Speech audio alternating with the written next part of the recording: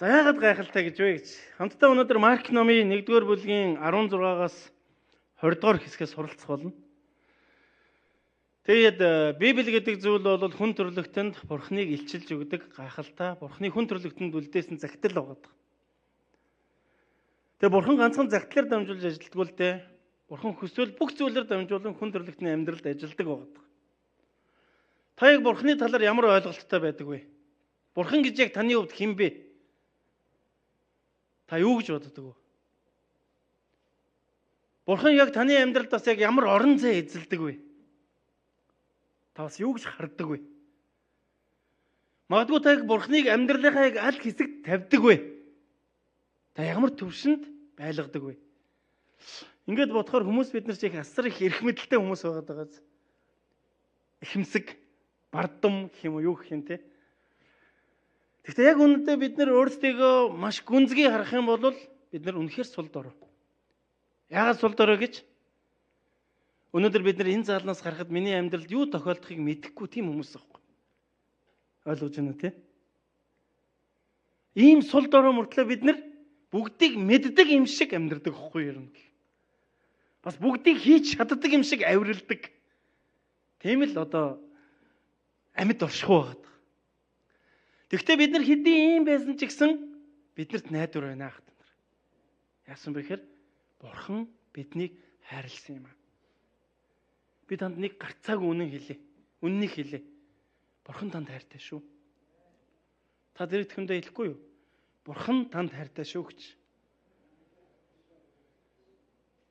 Та өнөөдрийн амьд байгаа гол шалтгаан бол Бурханыг таньж мэдэх шүү хат. Хүн төрлөخت нь яг юуны төлөө амьдарч байгаа юм бэ? Яг ингээд амьдралаа бодоод үзэхээр аимшигтай зүйлүүд их, бас талархмаар зүйлүүд ч их. Гэхдээ нэг зүйлийн араас л яваад байдаг. Нэг л зүйлийг хайгаал байдаг. Зарим нь олсон, зарим нь олоогүй баг. Олсон нэг нь бол жинхэнэ бүтээгч Бурханыг олоод тэр сэтгэлд үүрсэн баг. Олоогүй нэг нь өнөөдөр хүртэл хайсар байгаа ш. Тэгэхээр өнөөдөр Марк номын 1-р бүлгийн 16-аас 20-р хэсэгдэр маш чухал зүйлийг хүн төрлөختөнд Бурхан өөрийн үгээрээ дамжуулан үлдээсэн баг. Тэгэхээр юу гэж хэлэх чинь гэхээр Библи гэдэг зүйл бол хүн төрлөختөнд Бурханыг таниулдаг гайхалтай ёроол шүү багт. Өнөөдөр бид нар энэ Бурханы үгийг өөрийн хэл дээр чинь гэдэг ямар гайхамшигтай вэ? Тийм үстэй. Өнөөдөр бид нар Бурханы үгийг уншаад энэ яг юу гэсэн үг вэ гэдгийг тунгааж бодох тэр чадвартай байгаа нь юутай ёроол.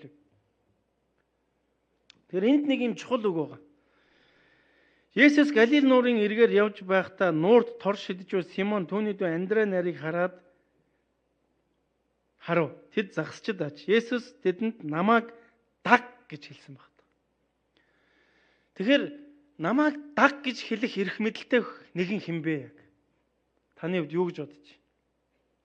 Та яг өөрийгөө хэн нэг намайг дагаараа гэж хэлэх тийм одоо зохис байгаа юу? Эсвэл тийм чадвар байгаа юу? Эсвэл тийм одоо тийм нөлөөлөл байгаа юу? Ер нь намайг даг гэж хэлж байгаа нэгэн бол те ер нь бусдаар нэлээд хүлээн зөвшөөрөгдсөн нэг л байх тийм үү? Харин Библиэлээс харах юм бол Есүс юу гэж хэлсэн бэ гэхээр тэнд тор тавьж байсан загсчдыг хараад намайг даг гэсэн баг. Бүгд хамтдаа намайг даг гэд нэг хэлээ да. Намайг даг. Та өөр дөрөө бодоо заяа. Намайг даг. Яа юу гэж ямар мэдрэмж төрж ин танд? Намайг хинч дагах билээ дээ гэж бодож гинөө. Юу гэж бодож ин те? Би чинь тэр нэг дагуулах юм билээ гэж бодож гинөө. Эсвэл чи намайг дагуул өстой. Нөгөө нэг амьдрал чинь тэгэл гэрэл гэгээтэй боллоо л гэсэн үг гэж бодож байна. Юу гэж бодож байна? Өдөр дахиад яг чин сэтгэлээс яг өөр дөрөө төвлөрөөд нэг хэлж үзээд их байх нэг үг. Намайг даг. Яасан вэ? Хэлээ л та бүгдээрээ. За 1 2 3 намайг даг. За юу гэж бодогдож байна те? Ямар ч байсан хүн болгонд ямар нэгэн тийм мэдрэмж төрж байгаа баг. Тийм үү? За би зүгээр танд хэлье. Тэр мэдрэмж яг та өнөөдөр яг өөрийгөө хинбэ гэдгийг харж чадах тэр мэдрэмж шүү. За юу. Бид нар ч тийм мэдрэмжэнд итгэж байдаг хүмүүс биш л дээ. Гэтэ яг ерэн зүгээр хэдүүлээ нэг юм заримдаа ингээд нэг мэдрэмжийг ингээд харахаар үннийг илэрхийлдэг байхгүй юу? Тэгэхээр нэг өсөндөө би яг өөрийгөө мэдээд байна гэсэн үг байхгүй юу? Тэгэхээр би сул дорой нэг юм байхгүй. Гэтэ би түрүү хэлсэн те бид сул дорой гэдгээ мэддэг мөртлөө хүчтэй юм шиг амьдардаг. Яг тэгвэл нийгэм энэ дэлхий бид нар тийм зүйлийг заадаг байхгүй. Чи бусдад нулимсаа бүү үзүүл. Ялангуяа чи Монгол ирэх хүн учраас гэлдэж байгаа шүү дээ ер нь тийм үү? Тэгэхээр бид нар чинь хөрх юм бас гүрэн шүү дээ. Бас ингээд нулимсаа үзүүлчихгүй байх юмсан тий? Хүний өмнө бас нэг муу харагдчихгүй байх юмсан гэдэг нэг юм хүсэл байна. Гэхдээ юутай өрөөлвэ? Гэхдээ энэ дээр юу ч хэлсэн бэ гэхээр намайг даг гэж хэлсэн нэг нь эрх мэдэлтэй нэг юм байхгүй яах вэ? Эрх мэдэлтэй. Бид нар яг Библийг сайн харах юм бол юу ч хэлсэн бэ гэхээр тэр бол тэнгэр газар хийгээд тэнгис талаа түүн дотор оршигч бүгдийг бүтээсэн бурхан гэж хэлсэн байна. Нэг өсөндөө бүтээгч эзний эрх мэдэл тэр газар байгаа гэсэн үг байна. Тийм учраас тэнд маш эрх мэдэлтэйгээр юу ч хэлсэн бэхээр одоо намайг даг гэж хэлсэн байна. Тэр та боддоо тэнгэр газар тэнгис талаа түүн дотор оршигч бүгдийг бүтээсэн тэр нэг нь таныг даг гэж хэлэхэд та яг одоо яг ямар мэдрэмжтэй байх вэ? Окей. Энд чинь бас итгэж болох нэг юм байна шүү. Бид нар ч бас гоё шүү дээ, тий. Гоё ингэж дүгнж болно, шийдэж болно, тий. Энд чинь бурхнаас өгсөн өрөөл واخгүй яг өндөр. Тэгээ бид нар энэ өрөөлийг заримдаа нөгөө нэг буруугаар ашиглаад байдаг واخгүй. Тэгэхээр бид нэг бодтой ингэж мэдэрч амьдрах хэрэгтэй гэсэн. Тэгэхээр бидний амьдралд энэ шийдвэр гаргах одоо ийм эрх байдаг. Тэгээ тэр эрх нь юу гэхээр хэнийг дагж амьдрах вэ гэдэг шийдвэр байгаа. Тэгэхээр өнөөдрийн үгэн дээрээс юу гэж хэлсэн бэхээр тэр тэнгэр газрыг бүтээсэн бурхан өнөөдөр хүн төрлөختнийг намайг даг гэж хэлсэн байхгүй. Яагаад? Түүнд эрх мэдэл байгаа учраас. Бүр цаашаа ярих юм бол хүнийг өөрийн дүр төрхийн дагуу бүтээгээд яасан бilé? Та нар үржин олшрох тун гэж өрөөсөн байхгүй юу? Тийм учраас дэлхийн ертөнц өнөөдөр үржин олширч амьдардаг байхгүй юу? Нэгсэндээ бурхан өрөөсөн л бол тэр өрөөл биелээ олдог гэсэн үг.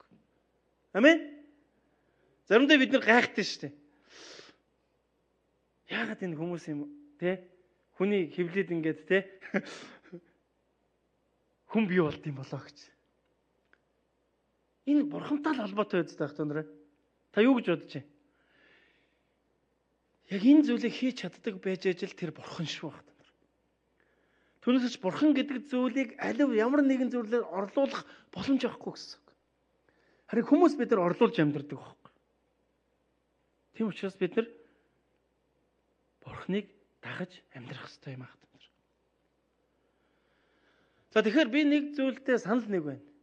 Магадгүй та бүгд надтай санал нэг байх байхаа гэж бодож байна. Тэгэхээр энэ дэлхийд дээр олон хүмүүс бурхныг хайж амьдардаг. Тийм үү?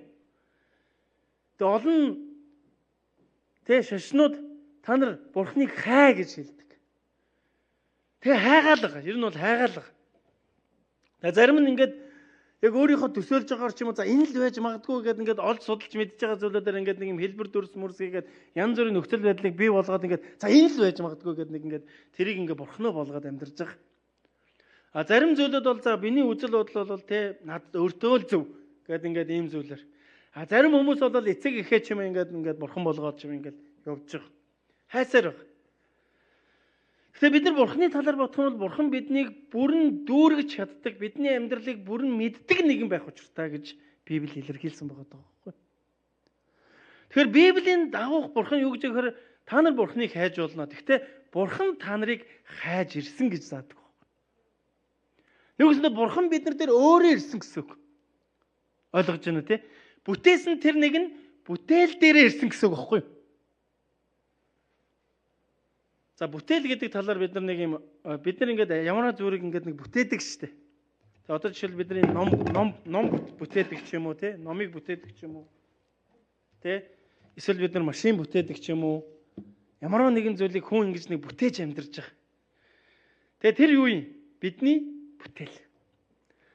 Тэгээ тэр бүтээл таныг эргээд хайж ирнэ гэж боддоо та. Хайж ирэл та чи миний бурхан байсан юм уу? Гинэ гэсэн үг байхгүй юу? Та чи миний бүтээгч байсан юм уу гинэ гэсэн үг байхгүй юу? Бид нар эрүүл ухаанаар бодвол энэ боломжгүй зүйл. Тэр яг бурхан гэдэг ойлголт хүн төрлөختөнд яг энэ багхгүй. Нэг өсөндөө тэр машин эсвэл тэр бидний бүтээсэн зүйл биднийг хайдагтай адилхан бид тэр зүйлийг хайгаад тэр бүтээлийг хайгаа яваад байна гэсэн үг багхгүй. Бүтээгч шиг. Яг үннийг бид нар олохгүй. Угсаа олдохгүй. Яг бол тэр бидний боддгоос өөр учраас. Бидний харж байгаагаас тэр агуу учраас бид нар тэр газар очих боломж байхгүй. Харин Библи юу гэж зааж байгаа гэхээр бурхан таны амьдралд өөрөө ирсэн гэж. Нэг өсөндөө бурхан бидний амьдралд ирснээр бид бурхантай уулзах боломжтой болсон гэсэн үг байхгүй. Амен. Бурхан бидний амьдралд энэ боломжийг нээж өгсөн гэсэн үг байхгүй. Тийм учраас хүн төрлөختөн хөрөгцсөн юм ахтан. Тийм учраас хүн төрлөختний амьдралд хөрөөл гэдэг ухагдгүй байдаг юм а. Яг бол бидний хийж чадахгүй зүйл бидний амьдралд биелэлээ олж байгаа учраас. Харин тэр эрх мэдэлтэй нэгэн өнөөдөр энэ дэлхий дээр ирээд онцгойлно. Яг энэ Библиэлд гарч байгаа хэсгээр юу гэсэн бэ гэхээр намааг даг гэсэн үг байна. Өнөөдөр та хэнийг дагж амьдарч байгаа вэ? Таны амьдралд яг тэр моделөө болгоод гэх юм уу те хэлбэрээ болгоод загвараа болгоод амьдарч байгаа нэг нь яг хэн байна вэ? Та ингээд амьдралаа сайн бодож үзэх юм бол таны амьдрал нэг тийм загвар баг. Тэгээ бид нар яг тэр загвар шиг болох гэж хичээж амьдарч байгаа. Зорж амьдарч байгаа. Би танд нэг үннийг хэл. Бүгдээрээ яг бурхны загвараар амьдарцгаая гэх юм. Яг бол тэр бидний бүтээгч учраас биднийг мэдж байгаа гэсэн үг. Чи юу бодож байгааг, чи юу сэтгэж байгааг, чиний амьдралдаас юу хэрэгтэй байгааг, бас чамд ямар мөрөөдөл байгааг бурхан мэдж байгаа шүү хатар. Амен. Тийм учраас бид бүрэн дүүрэн түүнийг дагаж амьдраарай гэж эзний нэрээр ятгахмаар байна хатар.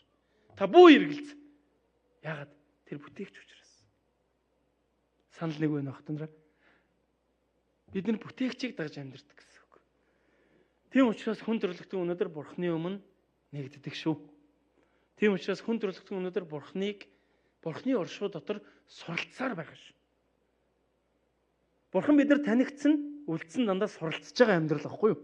Түүнээс бид нар ингээл нэг бурхныг хайж олоод байгаа юм ерөөсөө байхгүй. Харин бурхан бидний амьдралд ирээд танигдсан юм.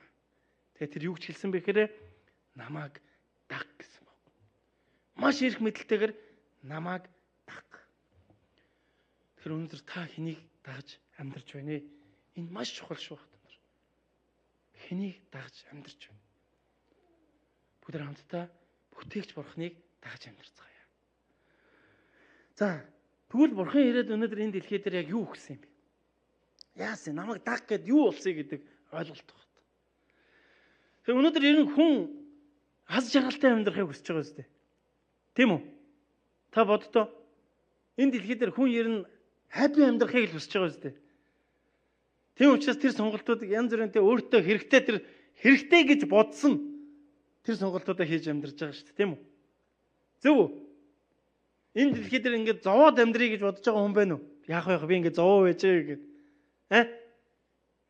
Эсвэл тийм үү? Би үнэхээр жаргалтай амьдрмаар байна гэж бодож байгаа хүн байна уу? Хариулаач юм анаха. Би бол асуулт асуугаад байгаа байхгүй. Эсвэл ойлгохдохгүй байгаа юм уу? Хэдэл хэлээд байгаа шүү гоё юм те. Харилцаатай чуулган байна шүү гэж. Мэдээж хүн төрлөختөн аз жаргалтай амьдрахын төлөө бүх зүйлээ зориулж байгаа. Хайж байгаа. Тийм үү? Амен.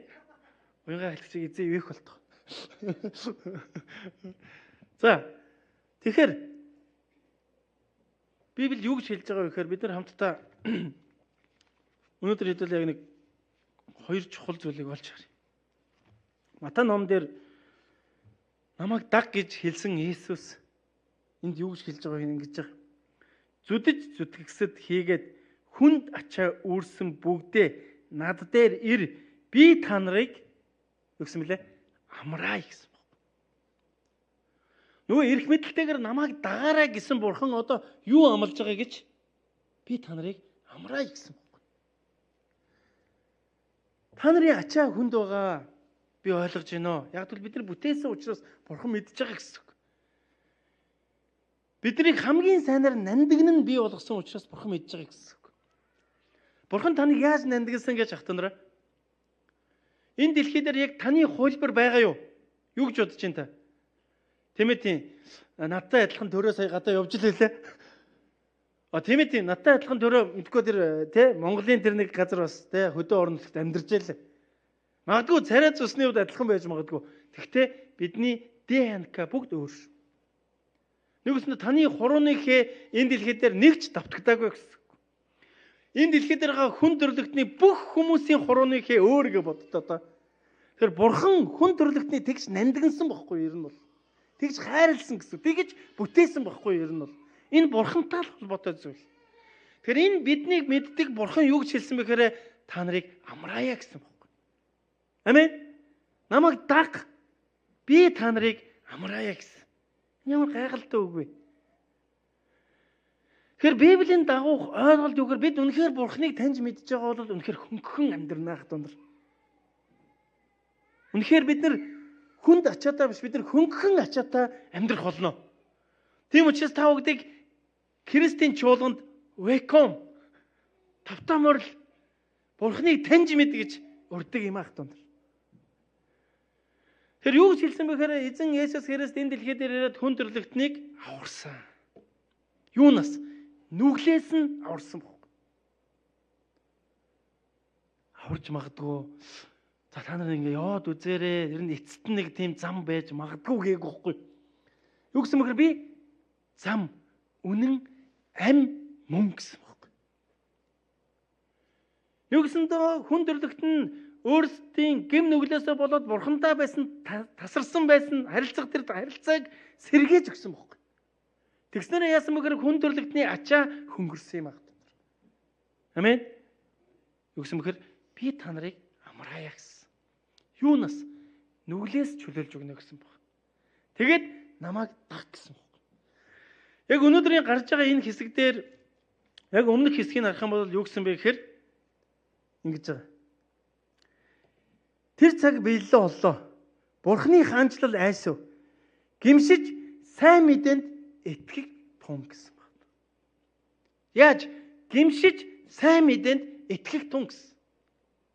За бүр уршигаа харах юм бол эзэн Есүс Христ юу хийсэн гэж хүн төрлөختөн дээр ирээд тэрийг 30 нас хүртлээр ер нь бол зүгээр л хүний амьдралаар амьдарсан. Харин сүүлийн 3 жилдээ тэр үйлчлэлээ хийсэн байдаг байхгүй. Харин тэр гайхамшигтай үйлчлэл рүүгээ орохоос өмнө яасан бэ гэхээр сорилтонд орсон байхгүй. Тэр 40 өдөр 40 шөнийн турсад яг үсэн мөлий диаволд соригдлоо гэсэн. Муу нэгэн соригдлоо гэсэн. Сатан түүнийг сорилоо гэсэн. Гэхдээ бурхан яасан мөлий? Есүс яасан мөлий? Үүнд унаагүй. Тэр маш сайн давж гарч ирсэн. Харин давж гарч ирснийхаа дараа өнөөдөр юу гэж хэлж байгаа вэхээр намайг даг гэсэн байна. Юу гэсэн та түүнд эрх мэдэл байгаа. Тэр бүгдийг мэдэж байгаа гэсэн байна. Магадгүй ахтунараа таны амьдралд хүнд ачаа байгаа бол таны амьдралд шийдэхэд хэцүү нөхцөл байдлууд байгаа бол би танд Библийн дагуу зөвлөё. Ачаагаа бурханд өгөхөд. Хүнд ачаагаа Есүст таатгахад. Тэгээд түүн дотор амарцгаая. Христийн сүмд амрагддаг хүмүүс ер нь бол энэ амралтыг авсан хүмүүсээ. Тийм учраас заримдаа бид нар хэцүүч гэсэн сүмд ингээл ирээл. Заримдаа шүү. Тэгээ ихэнхдээ баяр хөөртэй байдаг шүү дээ. Мэдж байгаа үстэй тий. Ер нь Есүсийн сүмд ирээд хүмүүсийн нүр царай хүртэл өөр болсон байдаг шүү. Хувцлал хүртэл өөр болсон. Үжил бодол хүртэл өөр болсон. Яагаад? Тэнд үнэн явагдаж байгаа учраас. Тэгээд хүн төрлөختөнд тэр бурхнаар дамжуулан сайн мэдээ болно, ерөөл болно, ашиглагдаж байгаа ах тундар. Та тэр нэгэн гэдэгт ерөөсөө эргэлзэхгүй байна ах тундар. Та дэрэг түүнээ нэг хараад хаж хэр гэрэлтэж чинь. Хэрвээ гонигтайгаа бол өнөөдрөөс гэрэлтье гэж хэлж байна. Хэрвээ гонигтай бол бүү санаа зов. Эрх мэдэлтэй нэг нь намайг даг гэж хэлж байна ах тундар. Амен. Бидний амьдралд юу болохыг бидний ирээдүйд юу байгааг надад бас юу хэрэгтэй байгаа тэр бурхан бидэнд юу шилж байгаа гэхээр намайг даг гэсэн байгаа. Тийм учраас бид баяр хөөртэйгээр түүнийг дагсан хүмүүсээ. Яагаад? Эндээс харах юм бол тийм юм болсон бохгүй. За би үргэлжлүүлээд уншиж. За ингээд ийм цөл мөлөөр яваад гарч ирээ те. Тэнд ирээд хамгийн ихний сургаал нь юу гэсэн бэхээр гэмшиг тун Тэнгэрийн хаанчлал айсуу гэсэн баг. Есүс Галил нуурын эргээр явж байхдаа нуурт тор шидэж буй Симон түүний дүү Андрэ нарыг харав. Тэд загсчид ач. Юу гэж юм? Загсчид ач. Есүс тэдэнд намайг даг. Би та нарыг хүмүүсийн загсчид болгон гэлээ. Тэд тэр даруй тороо орхиж түүнийг яасан бilé? Дагслаа гэсэн баг. Симон Андрэ хоёр тэнд эргэлзээгүй байхгүй юу? Яасан бilé? Түүнийг дагсан. Тэр өнөөдөр ч гэсэн бид нар Есүсийг дагсан хүмүүсийн олонтоо байгаа. Зарим нь харин яах вэ гэд бодоод байж байгаа хүмүүс бас байх. Дагаад явж байгаа хүмүүс үргэлжлүүлэн явсаар байгаарэ гэж эзний нэрээр урамшуул. Даггаж эргэлзэж байгаа хүмүүс дагаараа гэж би таныг ятгамаар байна. Яг тэгвэл бидэнд сайн замыг Бурхан бэлдсэн юм а. Тэр юу ч хэлсэн бэхээр би та нарыг амраана гэж хэлсэн байхгүй. Амен. Би та нарыг амраана. Гин эрх мэдэлтэй нэгэн биднийг амраана гэж хэлсэн байна.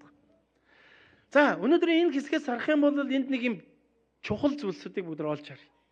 Юу гэсэн бэхээр эзэн Есүс Христ энд биднийг юу гэж одоо Симон болон түүний дүүд юу гэж хэлсэн бэ гэхээр би та нарыг хүмүүсийн загсчид болгоно гэсэн байхгүй. Өмнө бид нар яадаг байсан бэхээр голлоос нуураас загс өрдөг хүмүүс байсан чинь одоо би та нарыг хүмүүсийн загсчид болгоно гэсэн байна. Хүмүүсийн загсчид.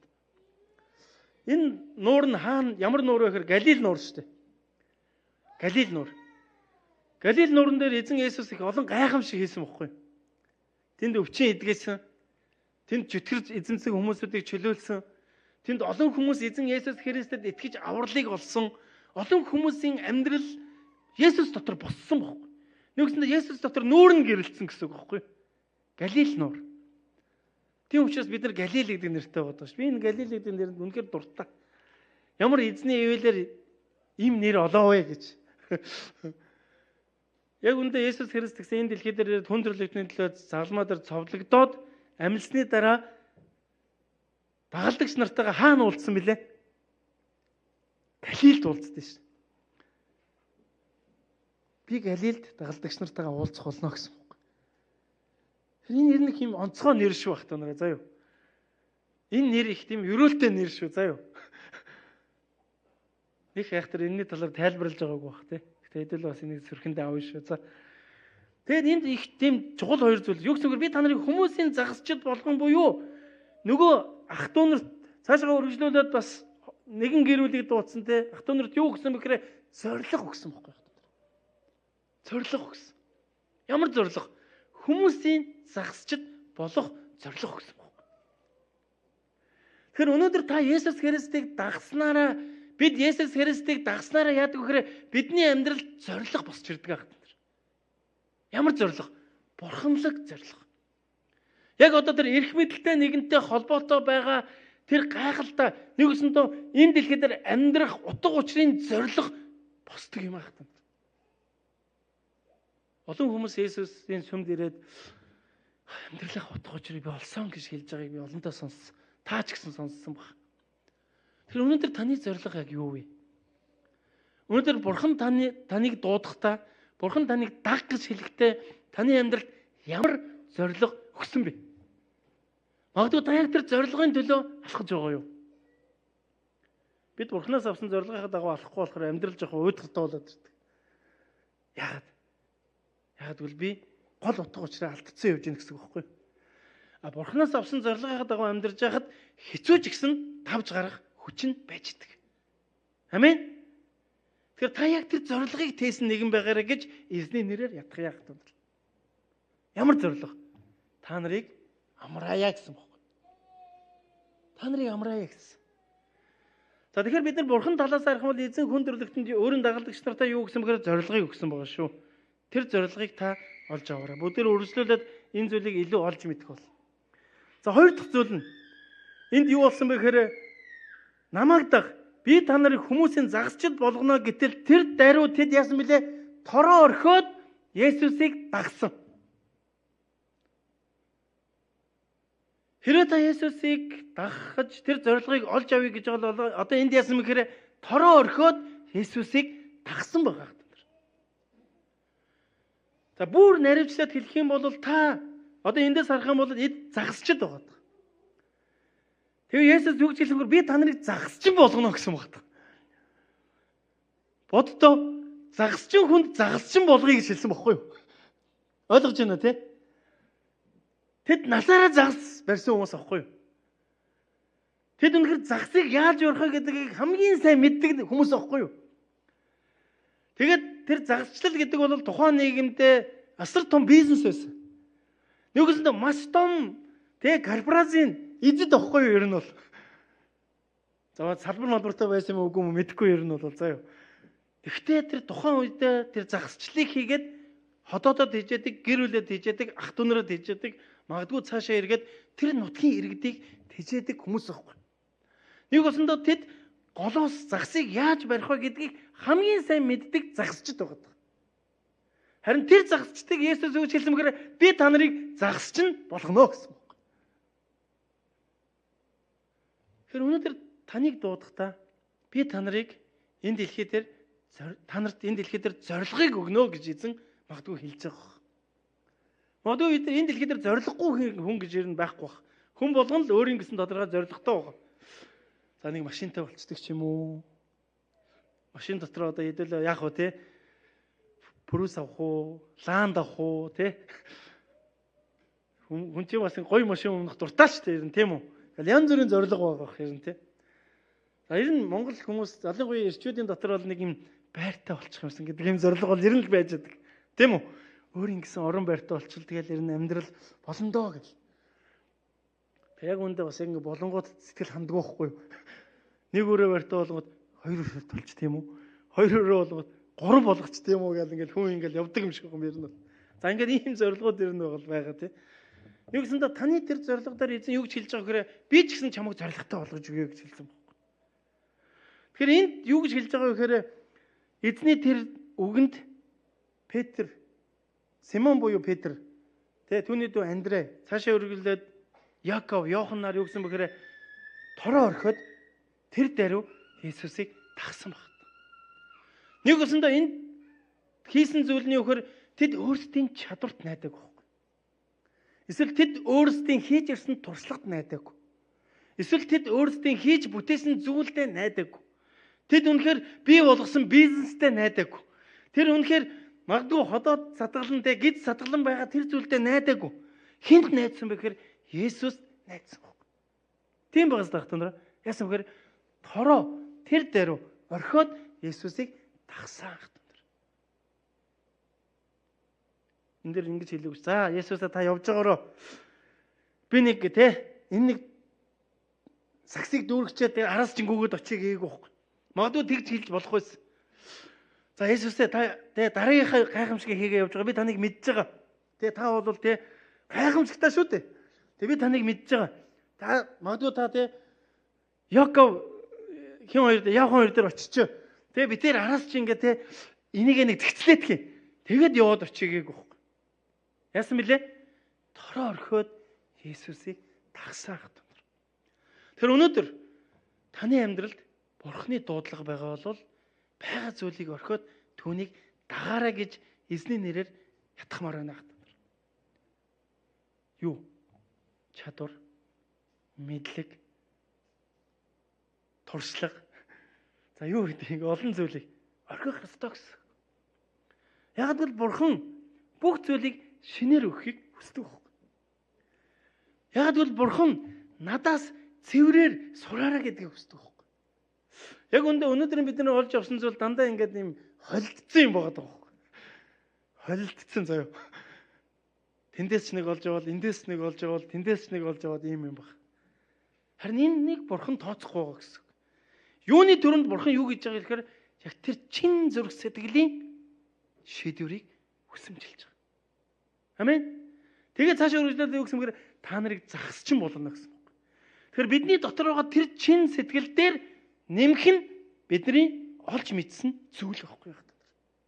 Тэгэхээр юуны төрөнд юу хэрэгтэй вэ гэхээр чин сэтгэл хэрэгтэй гэдгийг Есүс бидэнд заасан юм ах та нар. Дагалдагч нартаа заасан юм. Ягаад за би та нарыг худалдаачин болгоно гэв шүү дээ. Би та нарыг үйлдвэрлэгч болгоно гэв үхгүй. Өгсөмгээр загасчин болгоно гэсэн үг. Яг бол тэд загасчд байсан. Тэгээд загасчин болгосон баг. Тэгэхээр ах トゥ нараа танд ямар чадвар байна? Та тэрийг түр хойшоо тавиад юуны төрөнд яг зүрх сэтгэлдээ Бурхныг дагаар. Зүрх сэтгэлдээ түүнийг хүлээж аваар. Тэгэхэд нэмэх нь загасч байна. Амен. За би дахин уншиж. Есүс Галил нуурын эргээр явж байхдаа нуурд тор шидэж буй Симон түүний дүү Андрей нарыг харав. Тэд загасчд аж. Есүс тэдэнд намайг даг. Би та нарыг хүмүүсийн загасчд болгоно гэлээ. Тэд тэр даруй тороо орхиж түүнийг даглаа. Тэр даруй тороо орхиж түүнийг дагсан ах トゥ нар.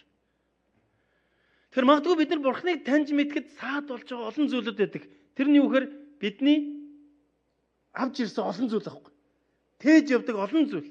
Тэгээ тэр нь яадаг вөхөр сүдэ ядраадаг аахгүй. Тэгээ ядраад ирэхээр ядарсан зүйлээ яадаг вөхөр Бурхан руу ч гэдэг аахгүй.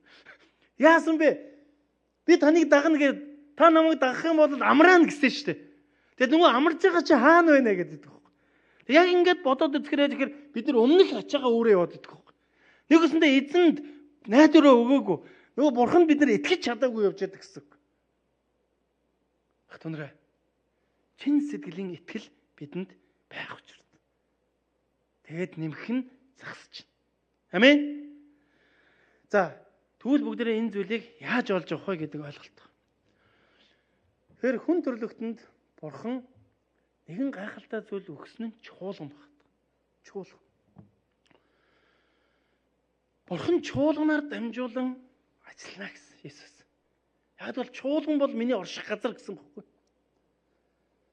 Чуулганд миний сүр алдар байна гэсэн. Энэ дэлхий дээр хамгийн чухал байгууллага бол чуулган. Тийм учраас бид нар нэм гараг бүр эзний нэрээр энэ газар цуглардаг. Амен.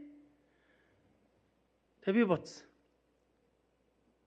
Эзэн минь яг Монголд яаж яг таны дүр төрх шиг чуулганыг бий болгох вэ? Эзэн минь Солонгост монголчуудынхаа дунд яаж таны дүр төрхийг бий болгосон чуулганыг бий болгох вэ гэдгийг үргэлжил бодож, үргэлжил сэтгэл манд тийшээ чилжээдэг. Нэгсэндээ Бурхны дүр төрхтэй чуулган гэсэн үг. Амен. Тэр чуулган дотор юу явагддаг гэж? Чуулган дотор Бурханд хүндэтгэл өргөх өргөл явагддаг байхгүй. Нэгсэндээ бид Есүсийг дагснараа бидний амьдралд юу болсон бэхээр хүндэтгэл мөргөл орж ирсэн байна. Тэр итгэж хүний амьдралд ер нь Бурхныг таньж мэдсэн хүний амьдралд хүндэтгэл мөргөл гэдэг бол маш чухал. Ах トゥ нараа. Та яг амьдрал дээр хүндэтгэл мөргөлийг яг хаана тавьж байгаа вэ? Тэр хүндэтгэл мөргөл дотор юу явж байгаа гэхээр бидний эзэн явж байгаа байхгүй. Амен. Тэр хүндэтгэл мөргөлийн талаар Библиэд нэг маш чухал зүйлийг та нарын сайн мэддэг ишлэл байгаа. Иохан номын 4-р бүлэг дээр тэр юу гэж хэлсэнгээр Бурхан бол сүнс, түүнд мөргөгч нь сүнсээр үннээр мөргөх ёстой гэж айлджээ гэсэн багт. Энд юу гэсэн бэ гэхээр сүнсээр бас үннээр мөргөн гэсэн багт. Амен. Хүндэтгэл мөргөл гэдэг бол сүнсээр бас үннээр мөргөх тухайг Библи зааж өгсөн байгаа. Тэгэхээр бүгд хамтдаа энийг бүр наривчлаад үзэх юм бол үнэн гэдэг нь бидний нүдэнд харагдаж байгаа зүйл ах トゥ нар. А сүнс гэдэг нь бидний нүдэнд харагдахгүй байгаа хэсгийг хэлж байгаа. Тэгэхээр хүндэтгэл мөргөл буюу чуулган гэдэг зүйл хоёр газар явагдаж байдаг. Нэг нь юу гэж? Нэг нь өнөөдөр бид нар хамтдаа байгаа эзний хүмүүсийн чуулсан өргөө байхгүй. Гэхдээ энэ өргөө нь байшиндаа биш. Хинд байгаа гэхээр энэ газар цугларж байгаа хүмүүст байгаа. Амен. Нэгсэндээ та энэ газар ирээд хүндэтгэл мөргөл өргөхөд бид эзэн дотор ялалтыг байгуулж байдаг. Америкт нэгэн теологчид судалгаа хийсэн байна. Хүндэтгэл мөргөлийн талаар. Тэгээ ямар судалгаа хийсэн бэ гэхээр анх ирсэн хүмүүст чуулганд анх Есүсийн сүмд ирээд яг ийм өргөөнд орж ирээд та яг ямар тохиолдолд дахин ирж байсан бэ гэдэг ийм судалгаа хийсэн байна. Тэгсэн анх ирж байгаа хүмүүст хамгийн чухал зүйл юу байсан бэ гэхээр тэнд байж та тий номлол чухал байгаагүй. Тэнд байгаа байр чухал байгаагүй. Тэнд байгаа хүмүүс чухал байгаагүй. Харин юу чухал байсан бэхээр тэнд байгаа хүмүүс Бурханд яаж хүндэтгэл мөргөл өргөж байсан бэ гэдг нь чухал байсан байна. Нэг өсөндөө тэр хүмүүсийн нүдэнд ил байгаа зүйл байхгүй.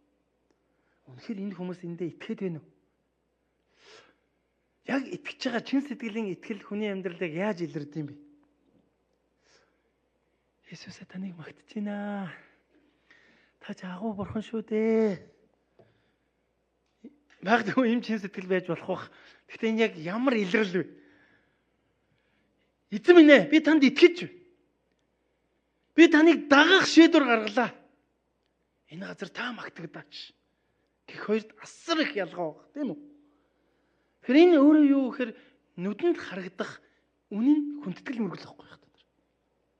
Тэгэхээр бидний зүрхэнд яг хэн байгаагаас шалтгаалаад бидэнд яг зүрхэнд ямар итгэл байгаагаас шалтгаалаад бидний амьдралд яг тийм илэрхийлэмжүүд байж байгаа гинэ. Тэгэхээр өнөөдөр Галил чуулган үннээр Бурханд хүндэтгэл мөргөл өргөдөг тийм чуулган байгаасаа гэж эзний нэрээр хөрөөж байна хтан. Тэгэхээр бидний дотор үнэхээр итгэл байгаа бол яг тэр итгэлийнхээ дагуу Бурханд хүндэтгэл өргөдөг тийм хүмүүс байцгаая хтан. Хэрвээ бидний дотор итгэл байгаа бол итгэлийнхээ дагуу Бурханд залбирдаг тийм хүмүүс байцгаая. Энийг харахтаа Бурхан үнэн байх шүү гэдэг байх нахтан. Амен. Тэгэхээр саяны хэсгээс харах юм бол хоёр газар хүндэтгэл мөргөл явж байгаа. Нэг нь нүдэнд харагдах буюу үнэн хүндэтгэл мөргөл юу? Өнөөдрийн бидний хүндэтгэл мөргөл шүү хатан. Та Есүст итгэдэг гिचээд энд магтан дуулахгүй. Та Есүст итгэдэг гिचээд энэ газар залбирахгүй байгаа бол яг үнэндээ худлаа ярьж байна гэсэн. Яагаад та амраана гэдгийг хүлээн зөвшөөрөө түүнийг дагах шийдвэр гаргасан хүн баггүй. Тэгэхээр энэ шийдвэрээр дамжуулан бидний амьдралд юу орж ирдэг вэ гэхээр хүндэтгэл мөргөл орж ирдэг гэх юм. Тэгэхээр бид Бурханд яаж хүндэтгэл мөргөл өргөж байгаас шалтгаалж тэр газар таны Бурхан илчлэгдэж идэг. Бас таны дотор түүний ажил хийгдэж идэг баг. Нэг өсөндөө өөрийнхөө бүх зүйлийг орхиод Бурханы өмнө очих ганц боломж нь юу гэхээр хүндэтгэл мөргөл байдаг баг. Яг даруус чаддаг. Яг Бурханыг магтаж байгаа учраас түүний тэр яруу алдрыг, түүний тэр суу алдрыг, түүний тэр гайхамшигыг, түүний тэр ямар их бүтээлчтэй, ямар онцгой нэгэн бэ гэдгийг бид нар хүндэтгэл мөргөл дотор харж чаддаг байхгүй юу? Өөр хаанч харах боломж байхгүй. Харъя гэсэн ч бидний нүд сохор байдаг. Харин ганц харагддаг газар нь юу гэхээр хүндэтгэл мөргөл. Тийм учраас бидэнд дэлхийд даяар эзэн миний нэрээр та нар цуглараараа гэж чуулганы хүн төрлөختөнд зөвшөөрсөн юм аах танд. Амен. Та чуулган таны амьдрал ямар чухал вэ гэдгийг үргэлж бодоор. Яг үүндээ миний хувьд пастор болох шийдвэр ерөөсө чуулганаас л болсон. Би амьдралдаа Христийн сүм чуулган ямар чухал газар вэ гэдгийг ойлгосон бохгүй. Тэр ойлголтоор дамжуулж миний итгэл үнэхээр асар их өөр болсон. Тэр өөрчлөлтөөр дамжуулаад Бурхан миний амьдралд олон ажлуудыг хийсэн. Намайг үнэхээр өөрчилсөн. Үнэхээр өөрчилсөн. Бусдыг хайрлаж чадах тэр зүрхийг өгсөн. Бусдыг уучлж чадах зүрхийг өгсөн. Төвчээртэй байх зүрхийг өгсөн. Алсыг харж чадах, бусдыг дагуулж чадах одоо юу байдیں۔ Ямар ч юм тийм олон зүйлүүд Бурхан надад өгсөн гэж би итгэдэг. Нэг өсөндөө миний зүрхийг амраасан баг. Ачааг минь хөнгөлсөн баггүй Бурхан. Юунаас болж? Би чуулганы хүндэтгэл мөргөлийг ойлгосноос болж. Чуулган хүн төрлөختний амьдралд ямар чухал вэ гэдгийг би ойлгосноос болж миний амьдрал Бурхан гайхамшигыг олонтоо хийсэн байдаг. Тэгээ яадаг вэ гэхээр бүтэнсэ өдөр бүр гэр бүлээ дагуулад эзний өргөнд үйлчлдэг. Тэгээ эзний ивэлэр чуулган ч бас заримдаа нөгөө ахлагч махлагчтэй өдөрдөгч инээ тэрэ гэд гой үйлчлүүд өгнө. Тэгээ тэр үйлчлэл дотор хариуцагч энэ тэр гэд өгнө. Тэгээ тэрийг авч байгаа учраас бүрэн бүтэнсээ өдөр эзэнд өөрийгөө зориулдаг гэсэн. Тэгээ тэр зүйлийг гэр бүл маань ойлгож сүулдэ бид нар нэг болж өгсөн. Эхнэр маань гоншгондгүй. Чи бүтэнсээ өдөр те сүмгээл алга болчлоо гэдэггүй. Эсвэл тарангуудаа шууд явъя гэдэггүй. Яг бол манай гэр бүл юунд өөрийгөө зориулж байгаа гэдгийг ойлгосон учраас. Тэгээ зогсохгүй дараа нь яасан бэ гэсэн чинь чуулганаас болоод би пастор болох шийдвэр гаргаж байгаа байхгүй юу? Яасан? Галил чуулган өвдсөн байхгүй. Миний гэр голомт байхгүй юу? Итгэлийн минь голомт. Итгэлийн минь гэр байхгүй юу миний? Анх би энэ газараас итгэлийг олж авсан. Ах トゥ нараа та эцгийн гэр гэдэг ойлголт мэдгүй. Бидний нөө төрж өссөн газар шүү дээ, тий. Аавын минь гэр. Очихоор нэг л гоё байдаг шүү дээ, тий. Тэ энэ баг багтаа бид нар нөө тий тоглож исэн өрөөнүүд, тоглож исэн хашаа, тоглож исэн нутаг тий. Нэг л ийм гоё сэтгэлд үеиг.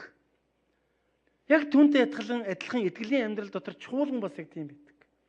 Тэгээд ийм ойлголтыг, ийм ятгалыг бурхан өгсөн учраас бид чуулганы төлөө яг өндөө пастор болсон байна. Тэгээд яг чуулган шиг чуулган байгаасаа гэдэж одоо гэж мөрөөдөж бурхны өмнө өнөөдөр хүртэл залбирсаар түүний өмнө өнөөдөр хүртэл залбирсаар энэ юу юм? Бурхан биднэрт зорилгыг өгч байгаа. Ямар бурхантай холбоотой зорилгыг. Ямар хүндэтгэл мөрөл дотор. Амин. Тэгээд эргээд харсан ч одоо 5 жил болжээ яах вэ? Бид ямар ч зорсоор байна. Галил чуулган шин цаг үе ирж байгаа гэдэгт би итгэж байгаа. Нэг өсөнтэй би энэ чуулганы пастор байхгүй. Галил чуулганд дуудагдсан пастор.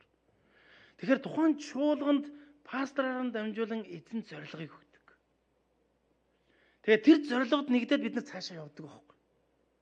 А энэс өмнө яасан бэхээр хүн бүрт ямар зорилго өгсөн бэхээр мэдээж авралын зорилго өгсөн баг. Хин нэг аврах.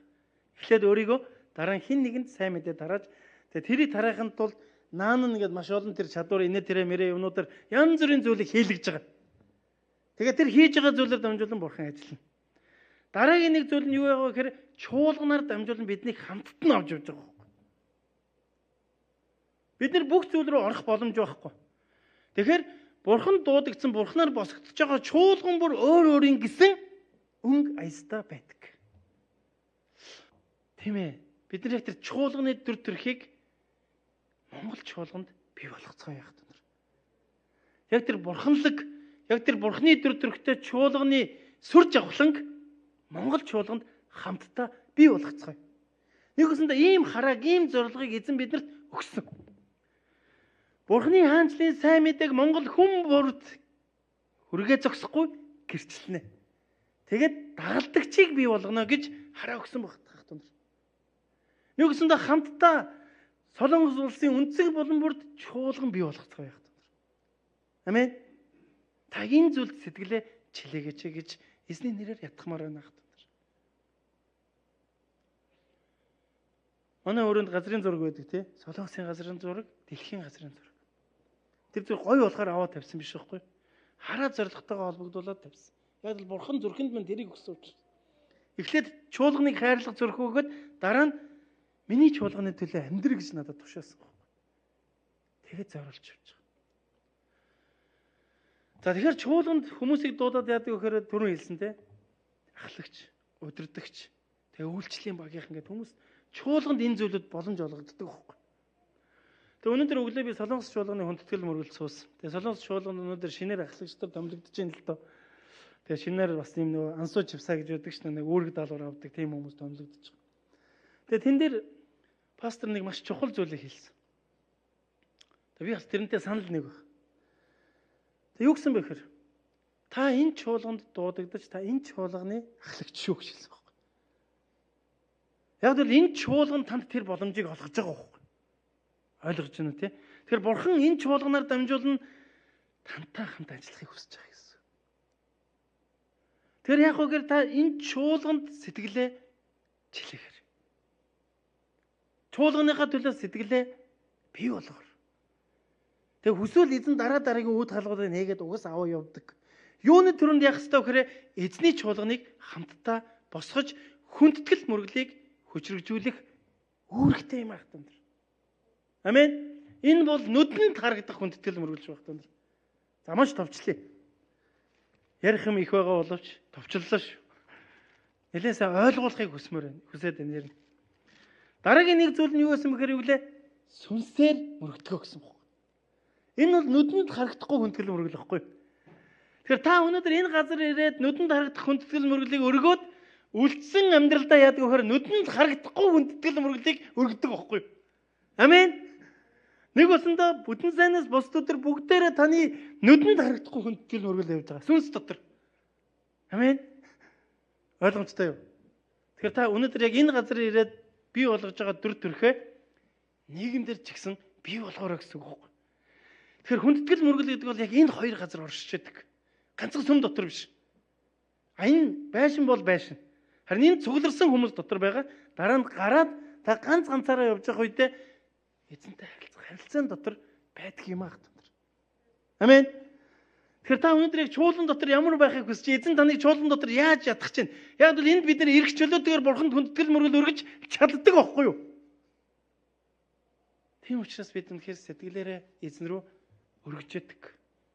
Харин энэ өргөлтийг сүнс дотор ажлын байран дээр, гэр бүл дээр, нийгэм дээр, найз нөхдийнхээ дунд тэгээд цаашлаад бурхны зөвшөөрсөн газруудад бий болгоцгоё. Юуг хүндэтгэл мөрөглийг хатамж. Амен. Эзэн Иесус Христийг дагснараа бидний амьдралд орж ирсэн өрөөл бол хүндэтгэл мөрөглөл шүү багт. За, ингээд би нэг чухал ойлголтыг яриад дуусгая. Израилийн ард түмэн бурхнаар дуудагдсан. Тийм үү? Нөгөөсөндөө бурхан түүнийг сонгоо түүгээр дамжуулан хүн төрлөختөнд өөрийгөө илчилсэн бохгүй юу? Израилийн ард түмнэр дамжуулж хүн төрлөختөнд бурхан танигдсан гэсэн үг. Түүнээс тэр Израилийн ард түмний шашин ерөөсөө биш байхгүй юу? Бүтээгч бурхан өөрөө сонгоод нэгсэн өөрөө хурж ирээд тэгээд тэр хүмүүсээр дамжуулан хүн төрлөختөнд өөрийгөө илчлэхийг хүссэн. Тэгээ амлалтыг өгсөн тийм үү? Ямар амлалтыг өглөө? Би та нарыг Канаан нутагт хайчих болно гэж. Би та нарыг Канаан газар оруулах болно гэсэн үг. Юу гэсэндээ бурханы энэ амлалтыг авсан Израилийн ард түмэн түүний өдөр дэмжийн дагуу түүнийг дагаж амьдрсан багт. Бид нар хуучин гэрэн дээрээс харах юм бол тийм үү? Тэгвэл нэг чухал зүйл байна. Бид нар хуучин гэрээний эхний номуудыг харах юм бол те Египтээс гарсан тооллого, Левит ч гэдэг юм уу те. За ингээд дэд хуульч гэдэг юм уу. Энэ номуудыг бид нар ингээд харах юм бол тэнд яасан бэ гэхээр Израилийн ард түмэнд Канаан нутагт ороод яаж амьдрах вэ гэдгийг л заасан байдаг. Юу гэсэндөө бидний амьдрал те өөрийнхөө дуудсан хүний амьдралд олон аргачлалуудыг зааж гисэн. Та нар яаж амьдрах вэ гэдгийг. Харин Израилийн ард түмний дотор ямар төсөөлөл байсан бэхээр би Канаан нутагт ороод сайхан амьдрнаа гэсэн төсөөлөл байсан байхгүй. Тийм үү? Бид нар ч гэсэн яг тийм төсөөлөлтэй байгаа шүү дээ, тийм үү? Тэгээд яасан бэлээ? Канаан нутагт орсон. Орсон шүү дээ. Мэдж байгаа үстэй. Израилийн ард түмэнд бурхан амласнаа биелүүлсэн бохгүй юу? Тэгээ орсон ч тэнд нэг зүйл болсон. За тэрнээс өмнө юу болсон бэ гэхээр Израилийн ард түмний цөлөөр явсан. Цөлөөр явж байхдаа амьдралд нь асуудал үүсэх үед хүнд нөхцөл байдал тохиолдох бүрд тэд яаж яасан бэхээр бурханд эрх чөлөөтэйгээр хүндэтгэл мөргөл өргөжсэн байна. Амен. Эрх чөлөөтэйгээр хүндэтгэл мөргөл өргөдөг байсан. Тэгээ тэр мөчид дандаа шийдлүүд, дандаа гайхамшгууд, бурхны ажлууд хийгддэг байсан байна. Харин Израилийн ард түмэн Канаан нутагт орсны дараа юу болсон бэ гэсэн чинь тэнд асуудал үүсэж гэлсэн байна. Ямар асуудал үүссэн бэ гэсэн чинь Канаан нутаг нь өөрөө яасан бэ гэхээр асар их хиймэл шүтэнтэй газар байсан байна. Асар их өөр бурхадтай газар байсан байна. Тэгээд ирсэн чинь нөгөө эзний ард түмэнд юу тулгарсан бэ гэсэн чинь эрх чөлөөтэйгээр хүндэтгэл мөргөл өргөх боломжгүй болсон. Ойлгож байна тий? Тэдний нөлөөнд автах аюул дүрцсэн баг. Харин энэ мөчөд яаж яасан бэ гэхээр нэг сурсан зүйлээрээ эзний удирдсан чиглүүлгээр дандаа ялалтыг байгуулж байсан баг. Бурхны нэрийг дуудах үед тэр газар ялалт бий болж байсан баг. Түүний талд асуудлууд шийдэгдэж байсан баг. Амен. Өнөөдөр ч гэсэн бидэнд эзний өргөнд орж ирэхэд бид энд яадаг вүлээ? Эрх чөлөөтэйгээр Бурхныг магтаж чаддаг. Харин нийгэм рүү гарах үед асуудал хэцүү. Бэрхшээлт. Заримдаа бид нэг өөрийгөө чи итгэж мөн үү гэж бодохоор тийм үү? Зүгээр хат. Есүс өгсөн хэр намайг даг гэсэн баг. Би та нарыг хүмүүсийн загасчд болгоно гэсэн. Тэр хата нараа бидний амьдрал дах хүндэтгэл мөргөл амьдралын минь хүнд ачаанаас чөлөөлөх болно. Хинтээ хамт Есүсийг дагснаар хата. Тэгэхээр түүнийг дагна гэдэг нь юу вэ? Та хэнийг нэг дагж үзсэн үү? Явгөл явж, зогсгөл зогсож, залбиргвэл залбирч, өргөгөл өргөж, тийм үү? Яг л дагуулж байгаа хэн нэгнийхээ үгийн дагуу үйлдэхийг тагалдана гэж ярьж байгаа шүү. Тэр өнөөдөр магадгүй таны дотор Есүсийг дагах шийдвэр байгаа бол Есүс танд юуг чиглүүлж байна? Та түүний дагуу яваар. Юуны төрөнд бид түүнийг дагснараа амьдралд минь хүндэтгэл мөргөл орж ирсэн гэдгийг бүү умартаар. Тэр хүндэтгэл мөргөл хоёр янз байгаа. Нэг нь нүдэнд дарагдах, нэг нь нүдэнд дарагдахгүй. Харин яг энэ хүндэтгэл мөргөлийг Бурхантай хамт өргөж чаддаг тэр галилчууд тэр чуулган байгаасаа гэж эзний нэрээр юрөөж байна. Эзний нэрээр ятгах байна ахтал. Амен. Хамтдаа залбирцгаая. Та өнөөдөр хэнийг дагаж амьдарч байна? Таны амьдралд хэн нөлөөлж байна? Танд нөлөөлж байгаа тэр таныг яг аврах чадaltaй юу? Бид нар энэ дэлхийд рүү гарахаар яагаад хүндэтгэл мөргөл өргөж чаддгүй гэж? Яагаад бол дэлхий дээр мөнгө хүчтэй байгаа учраас. Яагаад бол дэлхий дээр эрх мэдэл хүчтэй байгаа учраас. Яагаад гэвэл дэлхий дээр хувийн хичээлд хүчтэй байгаа учраас бид яг үнэндээ Бурханд хүндэтгэл мөргөл өргөхөд хэцүү байдаг. Ойлгочих. Эзэн энийг үнэхээр ойлгочих. Тэгэхээр тэр юу гэж хэлсэн бэ гэхээр намайг таг гэсэн байна.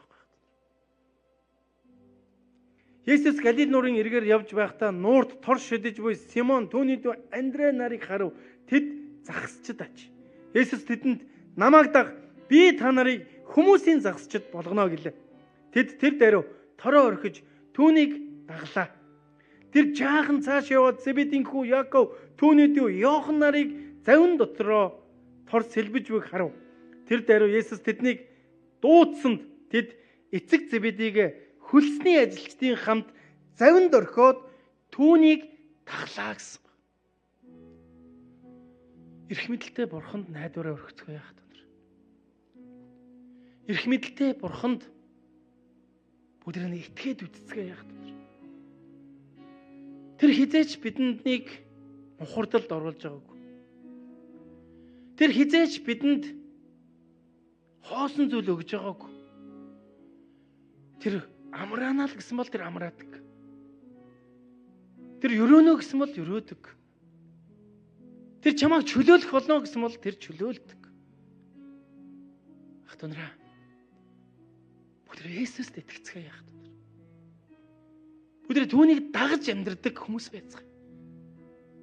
Түүнийг дагаад зогсохгүй түүн дотор эрх чөлөөтэйгээр хүндэтгэл мөргөл өргөдөг тэрл дүр төрхтэй тэрл үзэгсэлэнтэй Есүсээр сонгогдсон. Тэр энэ дэлхий дээр ирж бидний амьдралд орж ирж зүрхэнд минь итгэлийг өгсөн. Тэр л Бурханд найдаж ачаагаа өгж амьдрцгаая яах.